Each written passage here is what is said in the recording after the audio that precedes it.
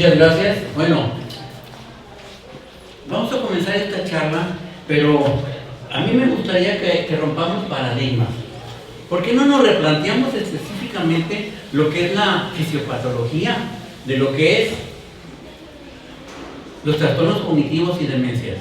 Y entonces nos damos cuenta que desde el día de ayer con Arizaga, con la doctora Duque, con Ventura, nos dimos cuenta que esto es multifactorial. O sea, ¿por qué tenemos que dedicarnos solamente a un punto o a dos puntos? La verdad es que es un error, pero en algo sí coincidimos, y en lo que coincidimos específicamente que es una agregación de proteínas. O sea, durante mucho tiempo, algunos de los investigadores, entre ellos yo me incluyo, que trato de decir que este es un problema de malformación proteica o de conformación de ellas. Entonces, hay muchas, ¿no? Aquí ya habló específicamente Miguel y habló de la mielina amiloide, donde nosotros pensábamos exclusivamente que el amiloide estaba en el sistema nervioso, y estamos viendo que hay otro amiloide que existe en otras áreas.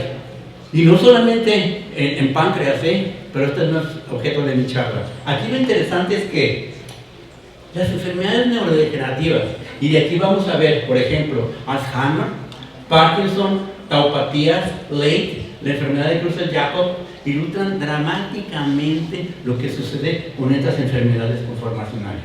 De hecho, y lo vemos, porque además esto es un sistema y transdisciplinario. Aquí no solamente hay médicos, aquí hay médicos, psicólogos, hay trabajadores sociales, hay de muchos miembros de los que formamos parte del sector salud.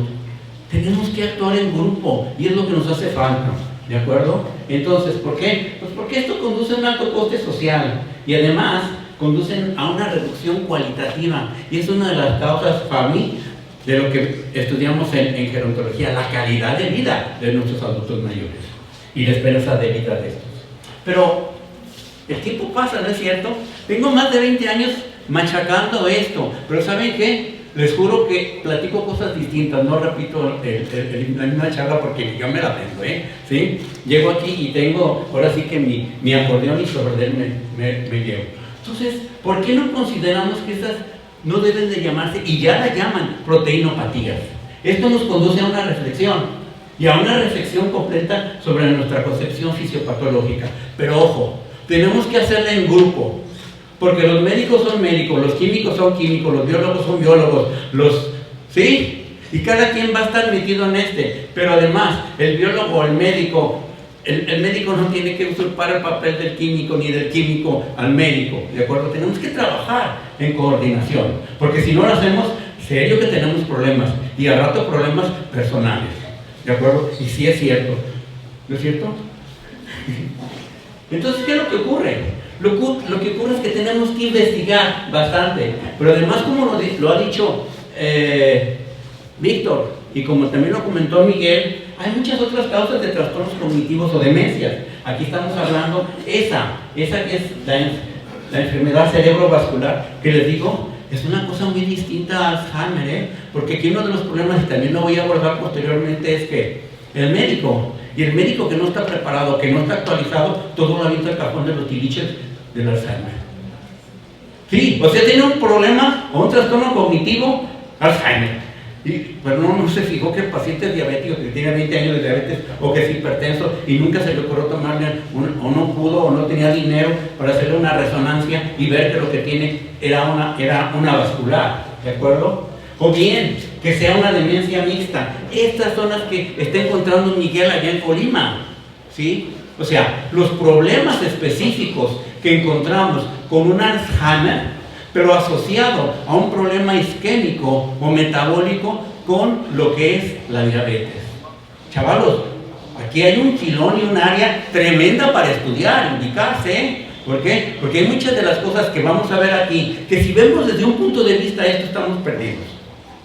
Aquí tenemos que ver que esto es muy grande, y al final, fíjense, lo último que está, el Leigh, el TDP-43, donde yo también me incluyo, y también me incluyo porque nuestros pacientes de 80 años y más El 30% va a tener una demencia, pero por TDP-43, no por Alzheimer. Y van a comenzar en una forma distinta. No van a comenzar con un trastorno cognitivo, sino con sensaciones, sentimientos, percepciones. Es otra cosa distinta. ¿De acuerdo? Pero, ¿qué es? Sí es la forma más frecuente de presentación. Y aquí vamos a ver que no voy a repetir muchas cosas que ya les han dicho o que ya han escuchado o vieron ayer en lo virtual. Afasias, apraxias y agnosias.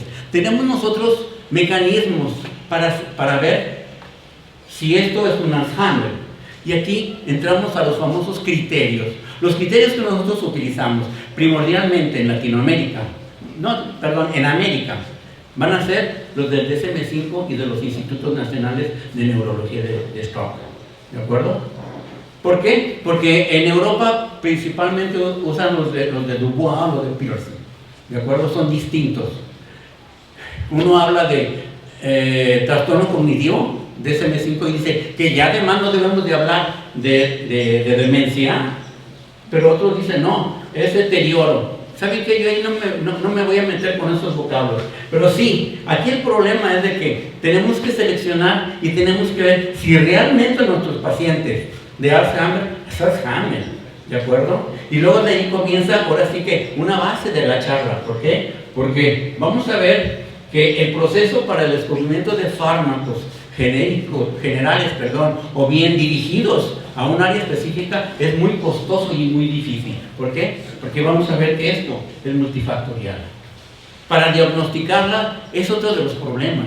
Y no solamente estoy hablando de México, Argentina, Brasil, no. Estoy hablando también de Estados Unidos, donde ellos mismos dicen, aquí también en la última o en la penúltima imagen que voy a pasar, dice: no tenemos nosotros la capacidad, fíjense, eso es lo que dice Estados Unidos, para hacer un diagnóstico. ¿Por qué? Porque se requiere un equipo, y un equipo adiestrado, con alguien que realmente comande y coordine esto. ¿Por qué? Pues porque no es tan sencillo hacerlo. Lo que sí es sencillo es que le digamos a los médicos de nivel primario que hagan el Mini-Mental Test, ¿de acuerdo? Y que si hay dudas, que ahora sí lo remitan a un sitio especializado. ¿Por qué? Porque además tenemos que hacer diferencias específicamente clínicas. Por eso tenemos que hacerlo por fases: fase 1, fase 2, fase 3 o etapas, donde el primero tiene que hacer un tamizaje por el médico clínico que esté ahora sí en esta situación, que sepa de lo que estamos hablando. Un laboratorio clínico, ¿para qué? Para tratar de evitar que no sea un problema hormonal, una deficiencia tiroidea, un problema endocrino o nutricional. Nos ha sucedido que llega una persona que tiene un problema cognitivo. No era un problema cognitivo, era un problema tiroideo. Le restauramos estos y vuelven a estar mejor y vuelven a su parte cognitiva, ¿de acuerdo? Y entonces también otras cosas, tumores, etcétera. Tenemos que hacer un buen diagnóstico, pero además, ¿saben qué? Necesitamos imagen. Definitivamente, ¿cuántos pacientes? Y aquí también lo comentó Miguel, ¿cuántos pacientes le estamos tomando resonancia? Y estoy hablando de la más sencilla, T1, T2 y FLAIR. No estoy hablando ya ni de una funcional ni una volumétrica, porque por lo menos aquí en Guadalajara yo conozco solamente 2 personas que tengo la confianza que la pueden hacer. Pero además, tampoco hay PET, no hay tomografía por emisión de positrones. Bueno, sí la hay, pero no dirigida a esto. Y además está en un área privada. ¿De acuerdo? Ahora, ¿pero por qué se produce la EA? Bueno, voy a tratar de hablar, cuando diga EA es enfermedad de Alzheimer, y cuando diga PP es proteína, PPA es proteína precursora del amiloide. ¿De acuerdo? Entonces, hay muchos eventos patológicos que ocurren. De hecho, si mal no recuerdo, Arizaga habló de cuando menos 13 entre trastornos endocrinos, entre estrés oxidativo, entre amidina, les digo, es multifactorial esto. Eso es lo complejo de buscar así tratamientos sobre esto, porque tú podrás apuntarle a uno o a una, pues, pero los demás se te escapan, ¿de acuerdo?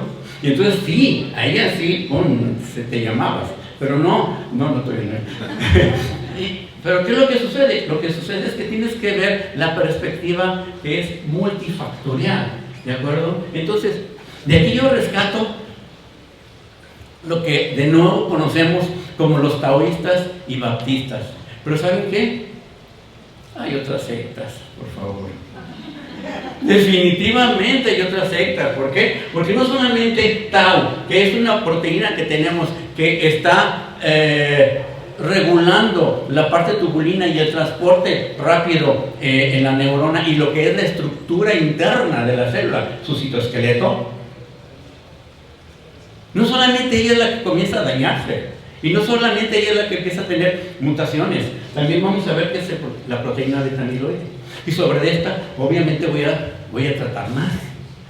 ¿Y por qué? Porque ha sido, como dijo también Alisaga el día de ayer, el punto más fácil de buscarle una explicación a este asunto.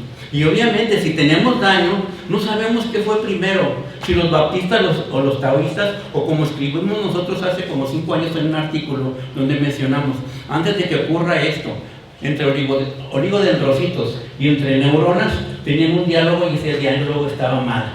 Y había un problema ya funcional entre las propias neuronas que después desencadenaron esto. ¿De acuerdo? Puede ser el flujo de calcio, puede ser un trastorno mitocondrial. Ahí hay trabajo, chavalos, ¿sí? Mucho por investigar. Entonces, aquí rescato estas tres, y de estas tres voy a comenzar específicamente con el beta-amiloide. Y ya el beta-amiloide ya no lo comentó Víctor. Es una proteína integral. Y cuando digo de una proteína integral, es que esta atraviesa completamente la membrana plasmática. O sea, va a tener una fracción extracelular y una fracción intracelular. Pero además un dominio intermembranal. Ahorita voy a explicar un poco más sobre esto, porque me interesa mucho, porque hablamos, no que esto, que el otro, pero la verdad es que de verdad lo entendemos. O es que alguien llegó y se paró aquí y les digo, hey, chavalos, así está el asunto, pongan atención porque no va por allí, ¿de acuerdo? Entonces, fíjense bien, estamos hablando de una proteína integral. Esta proteína integral, dense una idea, hay cuando menos 5 isoformas, entre 369 y 770 aminoácidos.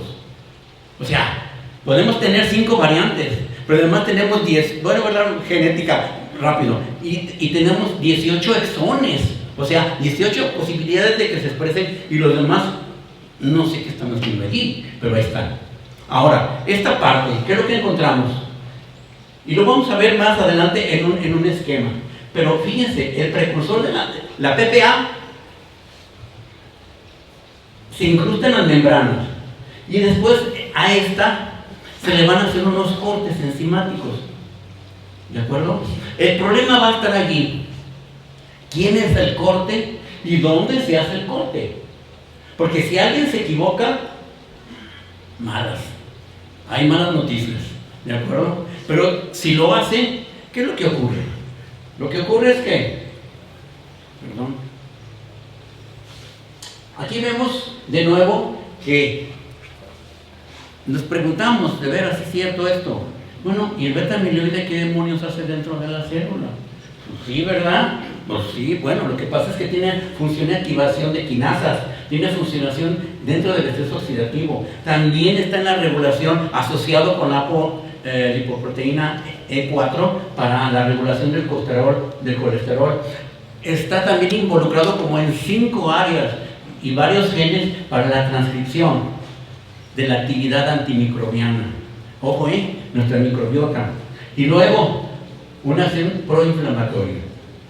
O sea, de algo nos sirve tener el beta-amiloide, si no les juro que no estaría aquí.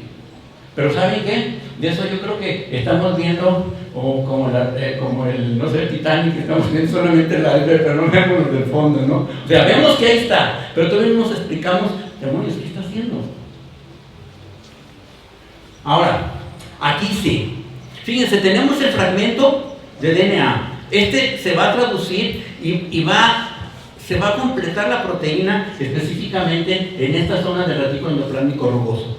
Pero entre la red retículo trans-Golgi van a ocurrir muchas cosas. Y una de ellas, muy importante, es que se le unan fragmentos de carbohidratos, o sea, se glicoside. ¿Y qué es lo que va a ocurrir? Bueno, de allí va a migrar en vesículas que tienen clatrina. La clatrina es una proteína que adosa esta proteína y lo transporta. Es como si fuera un chaperón, ¿sí? La transporta y la lleva a la membrana. Y ahí la deja. Y dice, ahí te ves. Si no cambian las cosas metabólicamente. Pero después vamos a ver que aquí, como les digo, esta proteína se integra, tiene una parte extracelular y otra parte intracelular. Aquí es donde ocurren las cosas. Si esto se corta bien, no hay problema. Aquí vamos a ver que todos felices, todos contentos. Pero si aquí hay un error, específicamente en esta área, entonces estos fragmentos vuelven a adoptar y se vuelven a endositar en estas vesículas y entonces vuelven a cambiar su estructura y se transforman ahora sí en los fragmentos dañinos del beta-amiloide.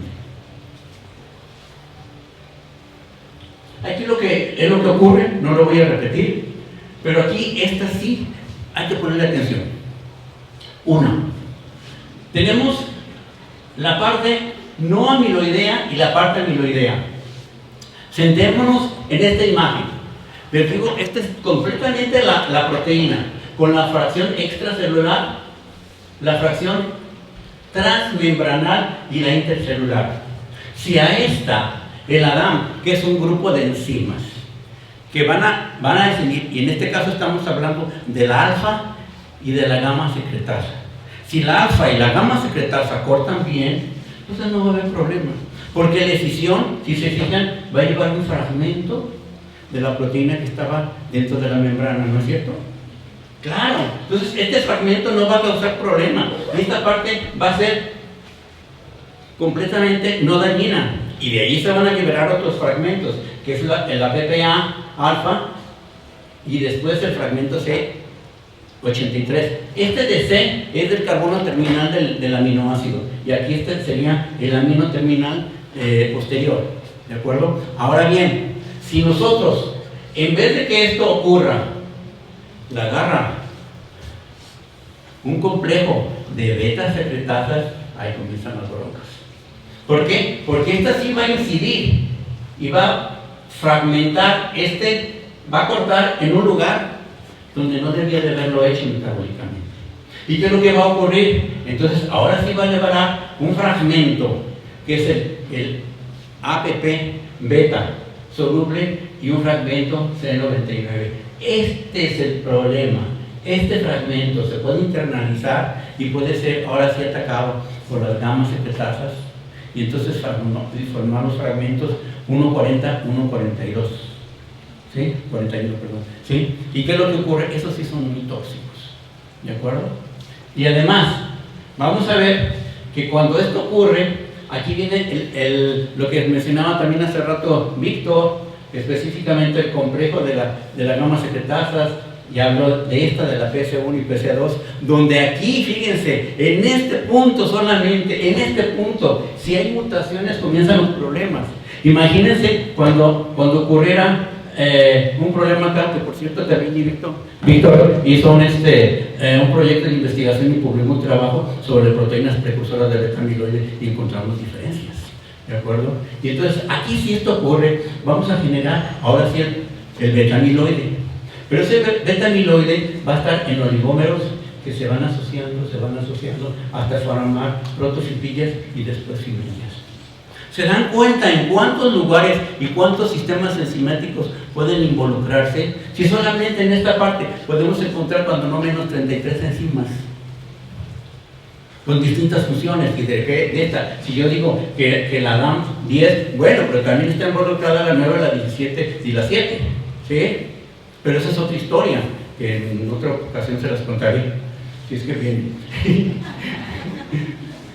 Entonces, si nosotros hacemos el análisis de los medicamentos, vamos a ver que en los últimos años han fracasado cuando menos 100 intentos de evaluación de estos, ¿sí? Y eso ocurre principalmente porque Pues porque no tenemos nuestros hospitales realmente con la capacidad y la instrumentación, ni además el grupo que analice esto en forma inter y transdisciplinaria. ¿Nos damos cuenta? Si esto lo está diciendo Estados Unidos, pues a nuestros hospitales, si ni siquiera tenemos un resonador, ¿verdad? Y si lo tenemos a veces jala y a veces tampoco, ¿no es cierto? Y entonces fíjense bien, ¿a qué aterrizamos? A que, de nuevo, se trata de una etiología multifactorial, pero de una complejidad fisiopatológica tremenda. Una causa no es posible. Tenemos que ver el entorno, y aquí vemos que es grandísimo esto. Y miren, y de eso solamente, de los tratamientos que utilizamos, los más comunes es el donepezilo, la ribostimina, la galantamina, para los trastornos, ahora sí que leves y moderados, y la memandina, que por cierto hoy tienen la certera aquí, otra vez con los compañeros de psicofarma, ¿de acuerdo? Y donde que utilizamos la memandina, pero solamente para procesos moderados y severos. Sí nos funcionan, pero oiga, no vamos a curar, eso solamente es sintomático. Nuestros pacientes inexorablemente se van a ir otra vez deteriorando tremendamente. Pero, ¿por qué la inmunoterapia? ¿Es que es una respuesta o es una posibilidad de las más factibles? ¿Por qué? Pues porque ya vimos, si simplemente tenemos alrededor de 130 millones de personas en todo el país, y en Jalisco tenemos 1.060.000 adultos mayores, ¿cierto, verdad, Leti? ¿Cuántos vamos a tener? Si dice que el 10% va a tener un trastorno cognitivo, sáquenle cuentas, ¿de acuerdo? Y luego la otra cosa, ¿vieron los números que di? Ahora que echamos a andar esto en septiembre, la pregunta es, ¿cómo estará nuestra población de adultos mayores con esto? Y luego, ¿cómo estará ahora sí nuestros sistemas de salud, si realmente están capacitados? Y no solamente que estén capacitados, aquí no, como decía mi maestro Soberón en México, protocolo, proyectos sin dinero, demagogia, ¿de acuerdo? Entonces, ¿qué es lo que ocurre? Pues que tenemos muchos problemas, que va a haber más de 100 millones de personas, que ya lo comenté, que una de cada persona de 85 años va a tener este problema de Alzheimer, ¿de acuerdo? Por eso es muy importante la investigación, y por eso sí rescato lo que es específicamente la inmunoterapia. Pero, no sé, creo que siguen como 3 o 4 láminas, donde la historia que voy a platicarles ha sido distinta, Miren, en esta cosa que puse aquí, escrita hace como 4 o 5 años, y que la retomé específicamente para ello, creo que decía, fíjense, estamos viendo que es uno de los enfoques más prometedores para modificar el curso de la EA, pero además es una excelente estrategia terapéutica para utilizar o bien un fragmento de la proteína o algo sintético y utilizarlo como una vacuna, o bien hacer anticuerpos monoclonales dirigidos específicamente sobre ciertos epítopes de los fragmentos en distintas áreas de lo que conforma este problema que es el Alzheimer metabólicamente. Entonces, ¿tendremos solamente 2 sopas? No, definitivamente es como que si nos metiéramos a la fábrica de la Moderna, en la que hace las sopas, y nomás escogiéramos tallarines y fideos. No, pues para nada. Definitivamente, ¿qué es lo que encontramos? Lo que encontramos es que la inmunoterapia activa estimula la inmunidad natural del paciente. ¿Para qué? Para que cree específicamente los anticuerpos, y ahora sí estos actúen, y además estos mantengan concentraciones estables en el organismo. Pero en cambio, la inmunoterapia pasiva aquí ya no. Aquí ya es cosa de aislar anticuerpos ya dirigidos específicamente contra alguien. No, ya no volteo a ver. Ahora voy a voltear para allá. ¿De acuerdo? ¿No es cierto? Entonces, esta es la circunstancia. Pero ¿saben cuál es el problema? Que genera tolerancia. Ups. Y hablamos de mucho dinero aquí, millones. Entonces aquí tenemos dos opciones, como les decía. O hacemos una terapia, una inmunoterapia activa o una pasiva. ¿De acuerdo? O sea, o inyectamos una vacuna y de ahí desencadenamos específicamente que alguien capte aquí y que esto lo traslade a especies específicas de linfocitos de CD4 y luego esto lo lleven a las células T y esto sinteticen anticuerpos dirigidos específicamente contra eso, pues en teoría funciona, pero en práctica hay muchos bemoles. Acá al contrario, lo que hicimos es hacer esto, ya brincarnos todo esto y saber qué proteína vamos a utilizar e inyectarla. En teoría está efectivo, ¿verdad? Pero no, la verdad es que no funciona tampoco. O sea, como que si este fuera el factor más principal de lo que es la enfermedad de Alzheimer. Y les repito, ahora la historia no es así, Este no es el más común, el más estudiado, al que hemos tenido más acceso, al que le echamos toda la culpa, ¿sí? A los que los taoístas decían, no, tú eres de otra religión. ¿Y cuál es la circunstancia? Pues no, que no va por allí. Que entre una y otra se están traslapando también los problemas metabólicos, ¿de acuerdo? ¿Y qué es lo que más ocurre posteriormente? Que en este caso, los anticuerpos, como les mencionaba, neutralizan los péptidos de la B, ¿de acuerdo? Pero en este caso, ¿qué es lo que encontramos? Que hay varias cantidades, una serie enorme de proyectos. ¿Cuántos proyectos te puedes imaginar tú? O sea, ¿cuántos? Ahora, ¿cuántos han tenido el dinero? Obviamente en Inglaterra, en Francia, en Alemania, aquí no creo, ¿sí? Para esto, ¿sí? Nos damos cuenta de ello y nos damos cuenta que además, aquí únicamente voy a tratar estas tres, la 106, la 24 y la 311, donde se hicieron en distintos lados. ¿Y saben qué? A mí por lo menos, por el 2002 o el 2004, me tocó estar con el doctor Troncoso, ¿sí? De la universidad, un excelente médico patólogo, y me dijo, ¿sabes qué, Genaro? Todos nuestros pacientes están presentando meningoencefalitis. ¿Sí? Y muchos pacientes, antes no existía el término de área, que son áreas de resonancia magnética alteradas, ya sea por edema o por problemas, por una inflamación o bien por una hemorragia. Y ahora vemos que eso ocurría y corría constantemente y todas las vacunas van para atrás.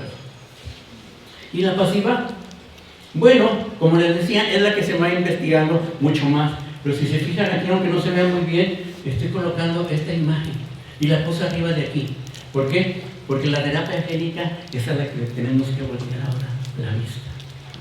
¿Por qué? Porque si reconocemos nosotros qué armas traen, entonces ahora sí yo puedo desarrollar genéticamente algo contra ellos. Ya te dejé. ¿Sí? ¿De acuerdo? Nos damos cuenta de ello, pero aquí la circunstancia, y en estos tiempos estoy hablando ya de como 15 o 20 años, nos tomamos que esto era lo más sencillo, que el problema prácticamente eran las placas neuríticas, ¿de acuerdo? Y las marañas, pero vemos que no es así, que hay muchas cosas alrededor de esto. Pero ¿cómo se obtienen estas? Bueno, de entrada tenemos que purificar anticuerpos o inmunoglobulinas de los propios humanos. Y eso no creas que es sencillo. Y además, ¿cuánto vamos a obtener? Olvídate, ¿no? Está cañón que agarremos bastantes, ¿no? O la otra opción es que ahora sí, hagamos una humanización, seleccionemos ciertos anticuerpos, esos pongamos a trabajar con ¿no? ¿Qué te gusta? ¿Bacterias? ¿Víctor? Sí, los ponemos a chambear para que nos hagan ahora sí, por teorías recombinantes, anticuerpos. O bien, ahora sí, ver in vitro, utilizando con técnicas de fagos. Fagos son virus que infectan bacterias y ellos los utilizamos como transporte para que lleven un fragmento de DNA y nos hagan X o Z cosa y nuestras bacterias ahora sí nos hagan anticuerpos. ¿De acuerdo? El que queramos. Tenemos esa metodología. Bueno, sí, yo creo que aquí ya la tenemos. Y ahora bien, o en vivo, donde también inmunizamos ratones, sabemos los dosis que vamos a utilizar, o sea, los lugares específicos del DNA para ver qué inmunoglobulina y reemplazar estas por humanas. Bueno, pero aquí ya rescato algo, y eso sí también ya es nuevo, las metaloproteasas. ¿Se acuerdan que les dije? Aquí está, si esto se va para abajo, hay problema. Si está el beta-amiloide y cortó donde debería de ser, todos felices y contentos. Pero si cortó en un lado, donde además agarró un cacho del amiloide intramembranal, hay ahí cuando menos 5 o 6 sistemas enzimáticos involucrados. Y de ahí hay uno que tiene 33, otro que tiene 25, otro que tiene alrededor de 18 enzimas, se hizo enzimas. ¿Y saben qué? No está tan sencillo. Y una de ellas, de veras, una de las prometedoras son estas metaloproteasas de matriz.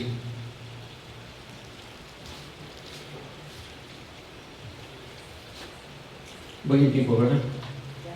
Ok, en 5 minutos termino.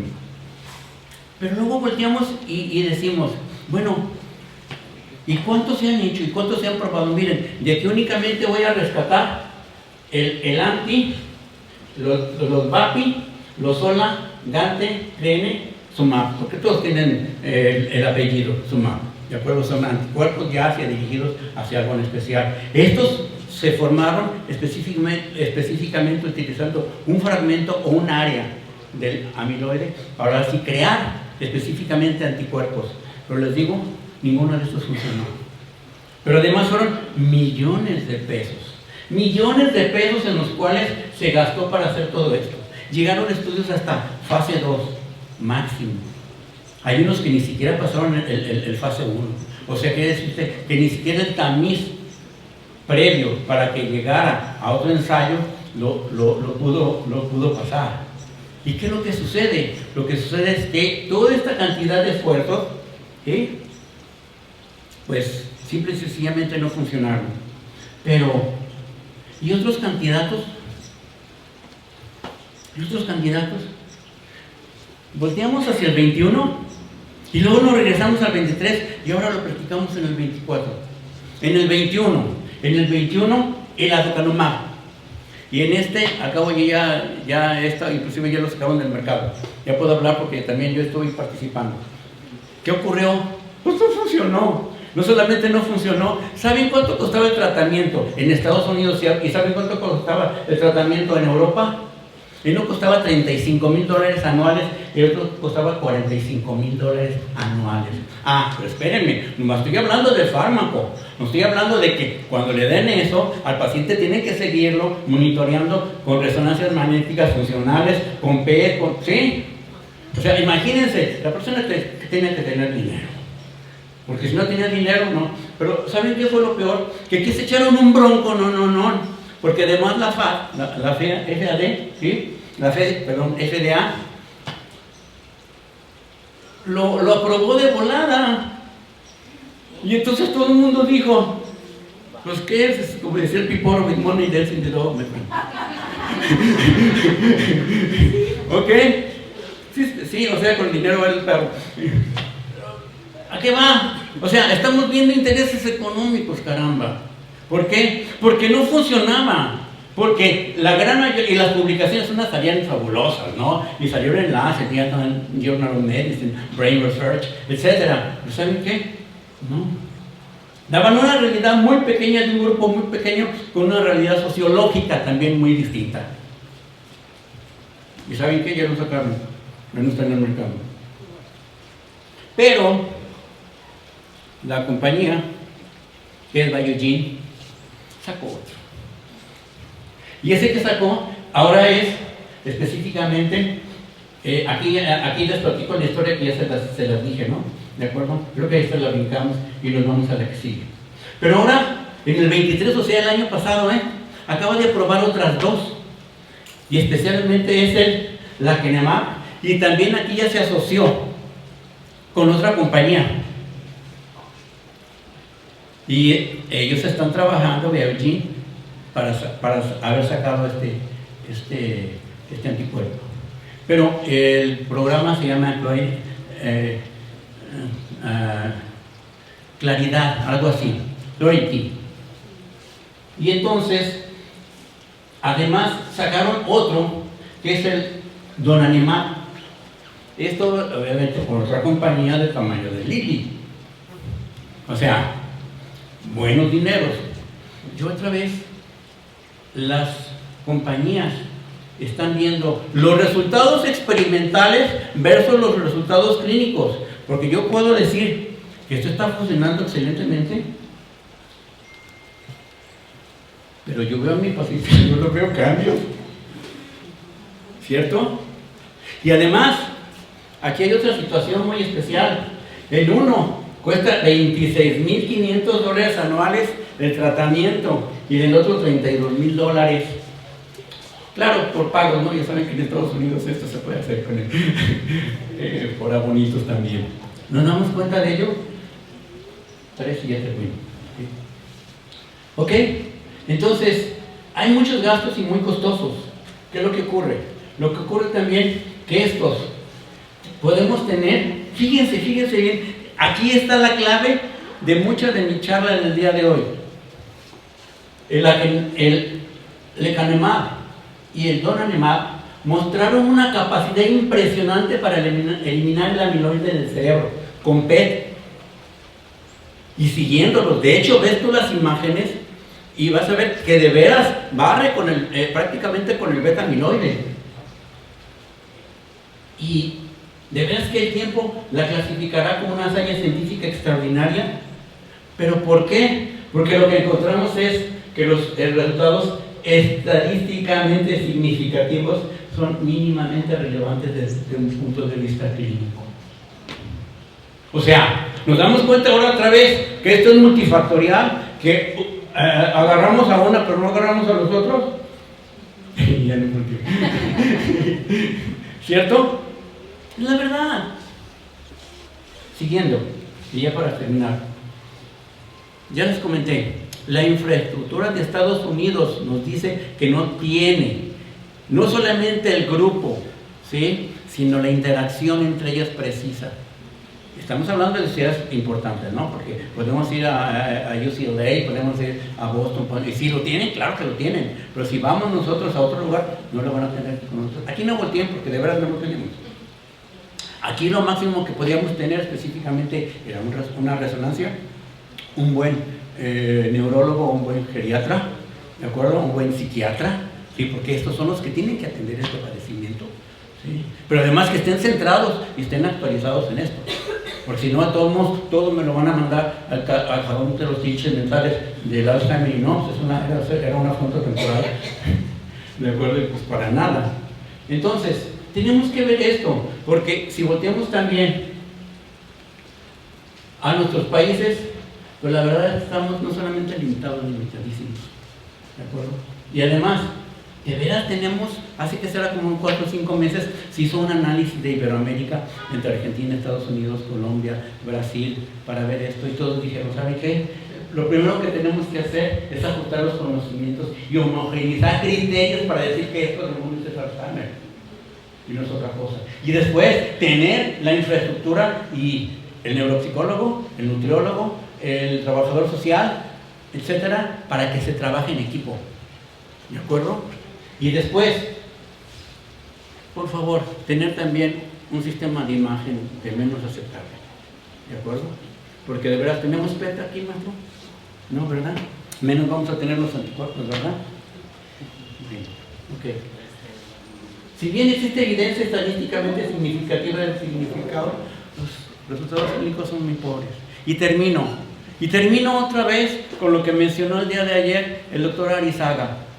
Ver y tratar de explicar una teoría con un solo argumento es perder el tiempo, de verdad no estás actualizado o no sabes nada del tema. Muy buenas tardes.